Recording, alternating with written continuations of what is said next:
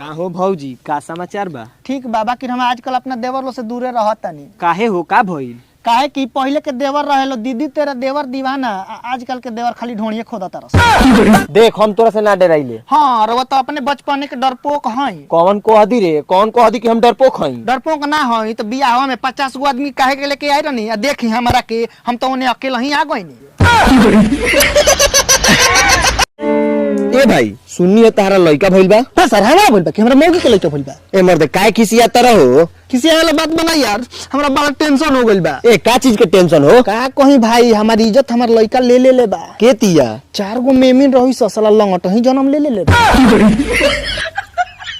गर्मी में टी-शर्ट और ठंडी में स्वेटर, गर्मी में टी-शर्ट और ठंडी में स्वेटर, चलो ना सरसों में कोइल जाओ मेटर। गर्मी में चप्पल और ठंडा में जूता, गर्मी में चप्पल और ठंडा में जूता। अब तोर भाई तो चुचुना रहबे कइल, अत्ते बाड़ी स्कूटर। रे यार, अगर हम लड़की रहती नु तो 10-10 गो बॉयफ्रेंड रखती, आ 10 से अगर 1,000 रुपया लेती नु तो हमार 10,000 हो जाती। उ तोरा के 10 एक खाली लेते स तब। रे भाई ई रोज डे का होला रे? देख ओ दिन कोनो लड़की के तो रोज दी है हां और रोज ली है। काउची रे? गुलाब समझ रहे हो? समझ रहे हो आप? तारा फेरा में कोई दिन से लागल बानी आ कोई रात तोहरे चक्कर में जागल बानी। अरे भणुआ हम जाना तनी काहे रे पागल बानी, काहे कि रखले हम दू गो गागल बानी। समझ रहे हो? समझ रहे हो आप? ए दरोगा जी, 2 दिन से हमारे मेहरारू से झगड़ा हो गइल बा आ 2 दिन से हमारे मेहरारू हमरा के नहीं देत। रोज लेता है का दे। ए दरोगा जी, हम खाना का बोल रहे हैं। हम कुछ और समझ गए।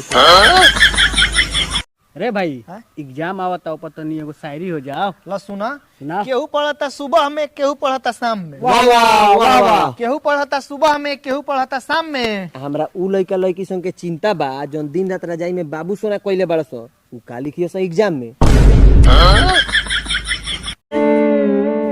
देख ना यार, काहे के ती हमर पैंट फाट गइल, अब पैसो नहीं खे, हम का करी? तो फाटल बा पैंट तो जाके सिवा ले। अब पैसा नहीं खे तो हमरे से लिवा ले।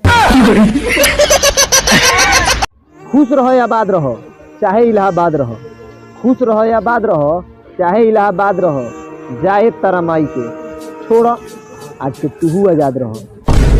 जोरे तोरा माई के। हेलो ओझा जी बोलतनी। हाँ ओझा जी बोला तनी, बोलो। कैसन तबीज बना के देनी जे हमार सोनिया के 2 छोटे हो गए। छोट हो गइल बा? ए मंतरवा नानू घबरा गनी हो। अच्छा अब से आओ बढ़ा दे तनी, आओ।